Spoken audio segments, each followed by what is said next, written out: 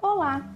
O novo decreto do governo Bolsonaro, que impõe mudanças na Política Nacional de Educação Especial, representa um retrocesso para as pessoas com deficiência. Parlamentares entraram com um pedido para assustar os efeitos do decreto por considerar que a medida não assegura uma educação inclusiva. Famílias e pessoas com deficiência também são contrárias à medida. Você vai saber mais sobre esse assunto nos Trilhos do Brasil. No dia 15 de novembro, mais de 5.000 municípios vão eleger prefeitos e vereadores. Na entrevista central de hoje, o cientista político Alberto Campos de Almeida fala sobre as perspectivas para as eleições de 2020. Eu sou Larissa Gold e está no ar a Central do Brasil. Central do Brasil. No dia 5 de novembro, completa 5 anos do rompimento da barragem do Fundão, em Mariana, Minas Gerais. O crime das mineradoras Vale e Samarco deixou um rastro de destruição na bacia do Rio Doce e matou 19 pessoas. O embarque imediato de hoje é com Letícia Oliveira, do Movimento de Atingidos por Barragens, que fala sobre a jornada por justiça pelos crimes das mineradoras. Embarque imediato.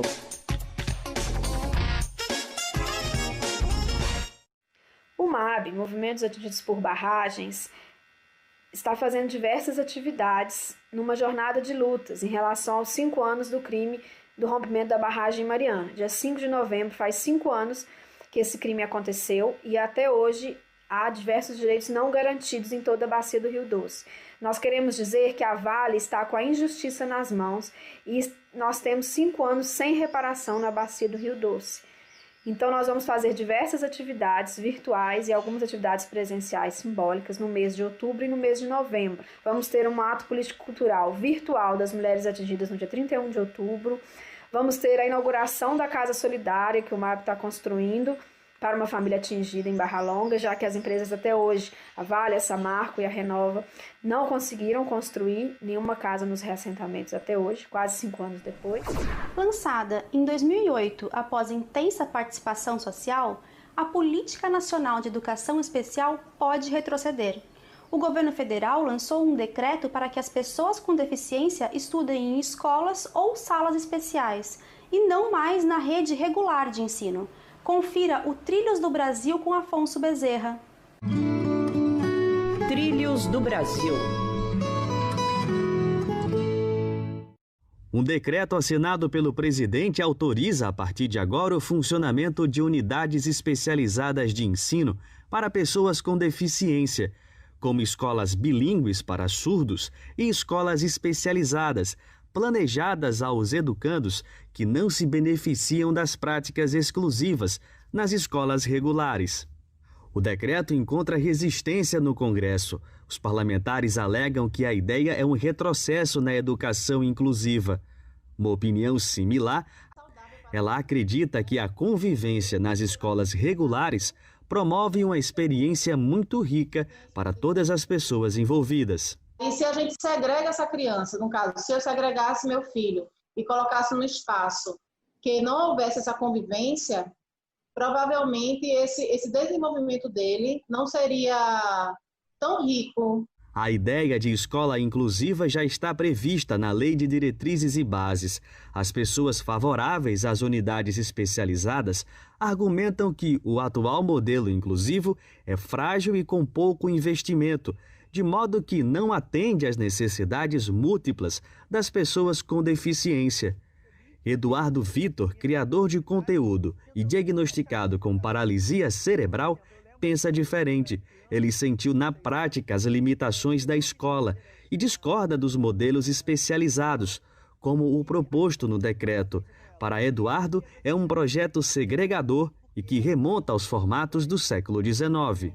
Falar sobre pessoas com deficiência no processo de escolarização é muito complexo, porque justamente o nosso sistema educacional ele é sucateado para que pareça que a educação não foi feita para pessoas com deficiência, para que pareça que a educação regular não foi feita para nós. Então, a gente tem um Estado que sucateia esse processo educacional e, a partir disso, começa a querer vender um outro modelo como a solução. o diretor de cinema Felipe Tomazelli traz a dica de um festival de filmes independentes que acontece até o dia 15 de outubro, de forma virtual. Confira na Parada Cultural. Parada Cultural. Eu queria indicar o Festival Olhar de Cinema. É um dos principais eventos de cinema independente do Brasil e a edição desse ano vai até o dia 15 de outubro. O festival apresenta uma seleção de filmes nacionais e estrangeiros, na sua maioria inéditos no Brasil, e que tem em comum propostas inventivas de cinema, e também uma reflexão profunda sobre o mundo em que vivemos. O Olhar de Cinema está na sua 9ª edição, e ele acontece todo ano em Curitiba, mas por conta da pandemia ele vai acontecer online. E quem estiver interessado em assistir a programação de curtas e longas metragens do festival, é só acessar o site olhardecinema.com.br. Lá você vê as informações que você precisa para escolher o filme que você se interessa, como adquiri-lo e como assisti-lo. Eu acredito sinceramente que na situação que a gente está vivendo, que às vezes nos falta horizonte, nos falta capacidade de imaginar um mundo diferente, um festival como esse é uma lufada de oxigênio, assim, é um evento que traz a possibilidade de a gente realmente se conectar com diversas realidades humanas e sair fortalecido, né? Pensando que existem alternativas, possibilidades, e que tem muita gente criando e pensando em outras formas de estar aqui no mundo. Pagar o aluguel todo mês compromete grande parte do salário de quem depende desse tipo de moradia. Agora, com a possibilidade de aumento nos preços, milhões de pessoas que tiveram a renda afetada pela pandemia serão obrigadas a fazer novos cortes no orçamento, sob o risco de ser despejado por falta de pagamento. Veja na reportagem de Camila Piacese. Nacional.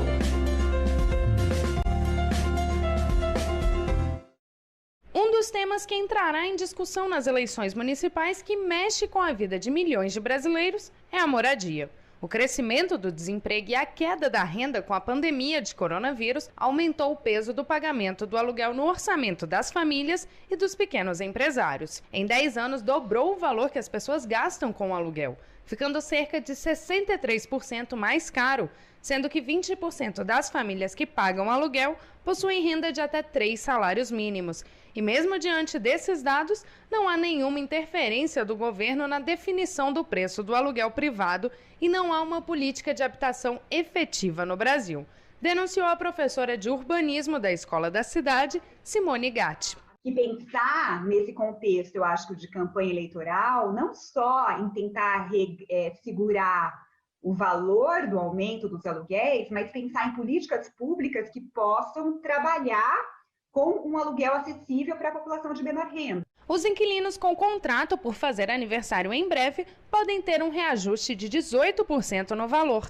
Isso porque o IGPM, o indexador que reajusta os aluguéis, sofre forte influência do dólar. A alta preocupa especialistas, especialmente porque vivemos uma crise econômica e sanitária no país.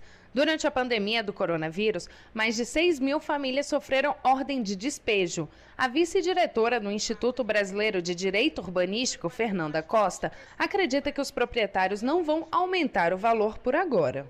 Então, acredito que seja mais interessante para o proprietário aplicar um índice menor, né, ou até mesmo nem reajustar o imóvel, porque talvez seja mais interessante para ele ficar com o imóvel ocupado, alugado, gerando uma renda, que cobre despesas, né, de IPTU, condomínio, no caso de apartamentos, do que estar com esse imóvel desocupado. Essas eleições municipais serão as primeiras com Bolsonaro no comando do país, o que representa o expressivo número de candidaturas, a presença maior de policiais e militares, debates ideológicos e os efeitos na democracia são um tema da entrevista central de hoje. Jonatas Campos conversa com o cientista político Alberto Carlos Almeida.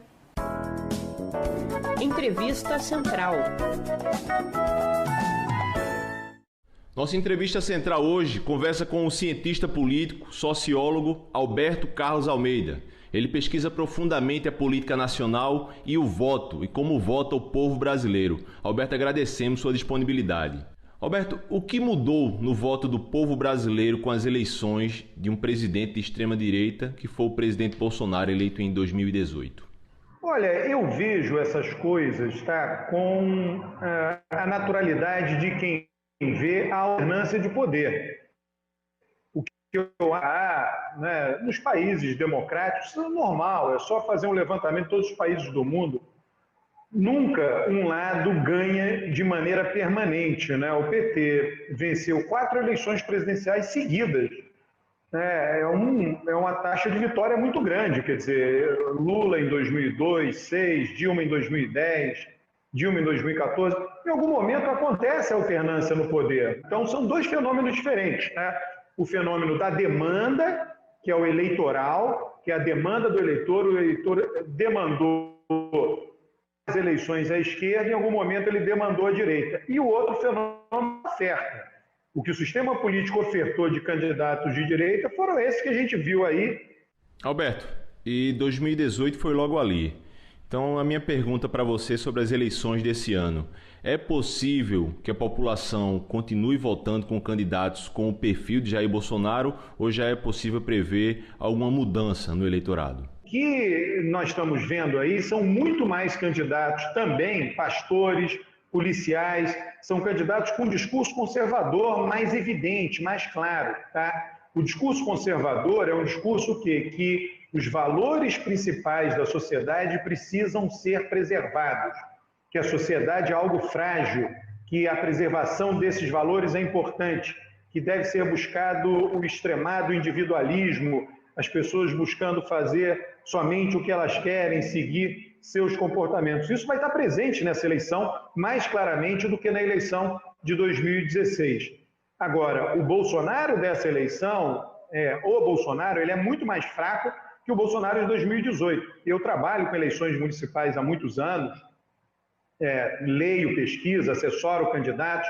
O presidente da República não tem o poder de eleger prefeitos.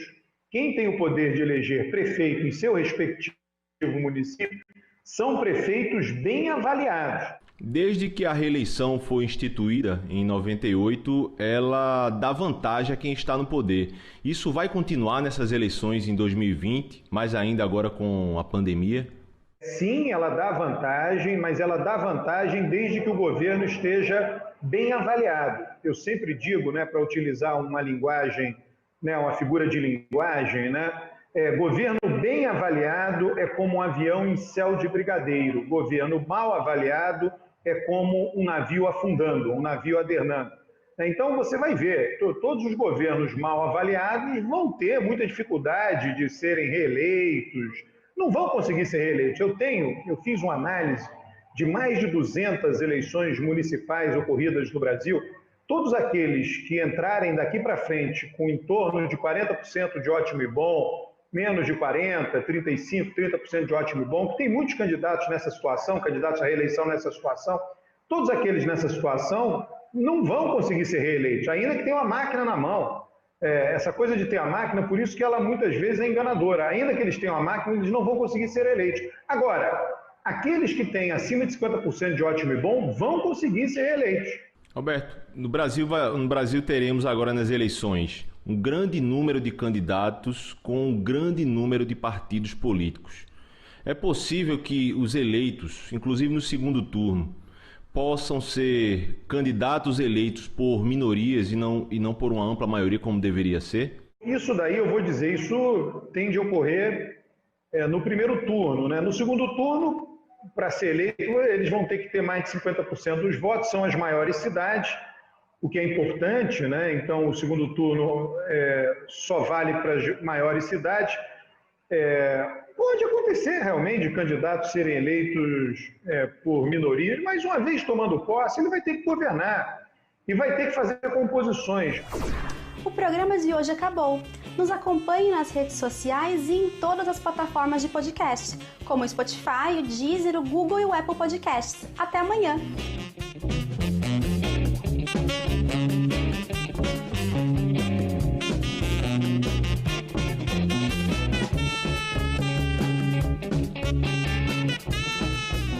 Central do Brasil, a rede de comunicação dos movimentos populares.